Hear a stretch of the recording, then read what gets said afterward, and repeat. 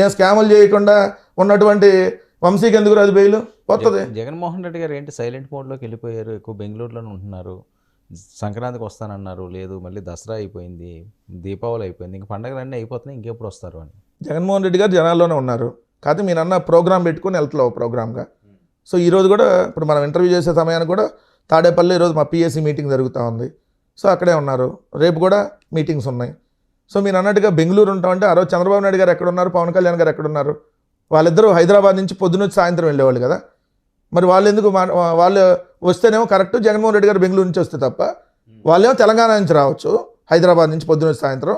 ఇప్పటికీ చెబుతున్నా, వారంలో దాదాపుగా 2-3 రోజులు పవన్ కళ్యాణ్ పొద్దున్నే బ్రేక్ఫాస్ట్ హైదరాబాద్లో చేస్తున్నాడు, మధ్యాహ్నం లంచ్ ఆంధ్రప్రదేశ్లో, మళ్ళీ రాత్రి డిన్నర్ హైదరాబాద్లో.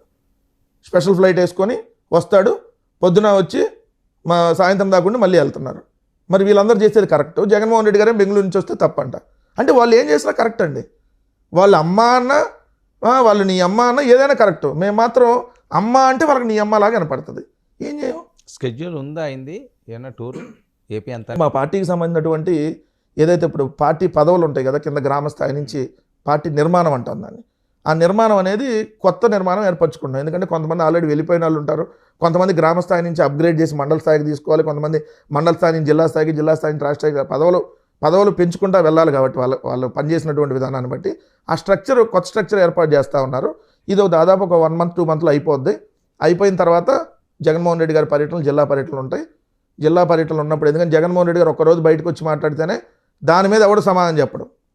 ఎందుకు ఆయన లెక్కలతో చెప్తే లెక్కల మీద ఎవరు సమాధానం చెప్పడం, ఎందుకంటే వీళ్ళు చేస్తున్నారని తప్పుడు. ఇంతకుముందు సమాధానాలు చెప్పేవారా చంద్రబాబు నాయుడు గారు, ఇంకోటి కానీ ఎవరైనా చెప్పినప్పుడు? కాదండి, మీరే నాతో 100 దాటి ఉంటాయి. నాకు తెలిసి మనందరం కలిసి 400-500 డిబేట్లు అటెండ్ అయి ఉంటాం 5 సంవత్సరాల్లో చూసుకుంటే. అసలు ఆల్మోస్ట్ రోజుకు ఒక రోజు 2-1 ఇవన్నీ కూడా అటెండ్ అయిన రోజులు ఉన్నాయి. మేము ఎత్తి లెక్కలతోనే వచ్చేవాడిని. ఏ రోజు కూడా నేను వాళ్ళని వెటకారంగా మాట్లాడినా విత్ ఫిగర్సే మాట్లాడతాం. ఇప్పుడు వాళ్ళని చెప్పమనండి, అప్పులకు సంబంధించి 14 లక్షల కోట్లు అప్పన్నారు వాళ్ళే కదా, ఇప్పుడు కాదని ఒప్పుకుంది వాళ్ళే కదా. మరి 1.5 లక్షల కోట్లు ఈ 15 నెలల కాలంలో చేసి ఏం చేశారో చెప్పమనండి.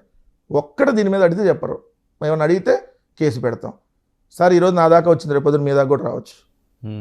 ఈరోజు నన్ను అరెస్ట్ చేస్తే రేపొద్దున మిమ్మల్ని కూడా అరెస్ట్ చేయొచ్చు. అది గుర్తుపెట్టుకోవాలి ఎక్కడున్నా ఎవరైనా సరే. ఎందుకంటే అది రెడ్ బుక్ అనేది ఒక పిచ్చి కుక్క. నేను లోకేష్ని అంటల్లా, ఆ రెడ్ బుక్, లోకేష్ చేతిలో ఉన్నటువంటి రెడ్ బుక్ అనేది ఒక పిచ్చి కుక్క.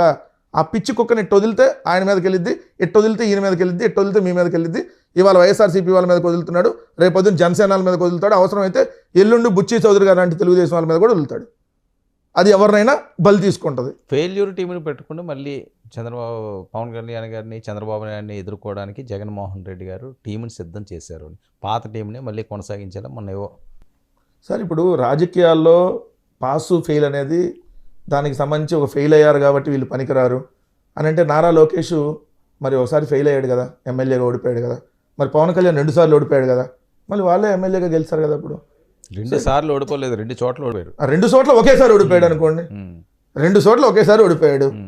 జీవితంలో ఫస్ట్ టైమే కదా ఎమ్మెల్యే, ఫస్ట్ అండ్ లాస్ట్ అనుకోండి.